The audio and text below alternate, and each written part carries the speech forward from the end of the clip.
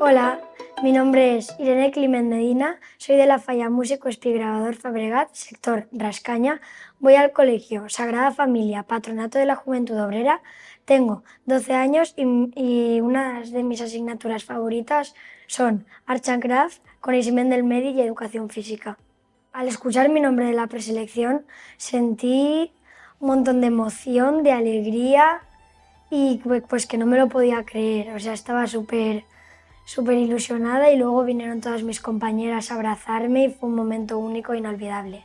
A mis compañeras que no han salido les diría pues que se quedaran con la experiencia de todo el año, que de las amigas también nuevas que han hecho, seguro que también se lo han pasado muy bien, pues que se quedaran con eso y pues que si no ha podido ser esta vez, pues si se podían presentar alguna otra vez y tienen la oportunidad, pues que lo hagan y a ver si otra vez puede ser. Los actos que más me gustan de la falla son, pues como acto, la ofrenda en la semana de fallas, ya que en el momento de pasar y ver a la Virgen, pues sientes un montón de sentimientos a la vez que son indescriptibles y solo los puedes vivir si tú estás ahí en esa situación. O sea, no se pueden, tú no los puedes ni contar. Y luego, pues también las pequeñas cosas me gustan, como las meriendas y cosas que organiza la comisión.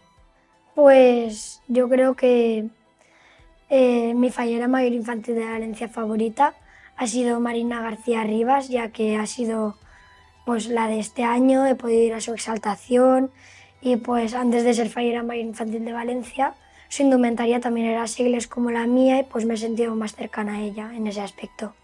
Yo creo que debo de ser fallera mayor infantil de Valencia porque creo que podría aportar cosas positivas y creo que también soy, o sea, sé que soy también muy fallera desde muy pequeña y pues creo que podría hacerlo bien y me gustaría un montón representar a todos los valencianos, valencianas, falleros y falleras.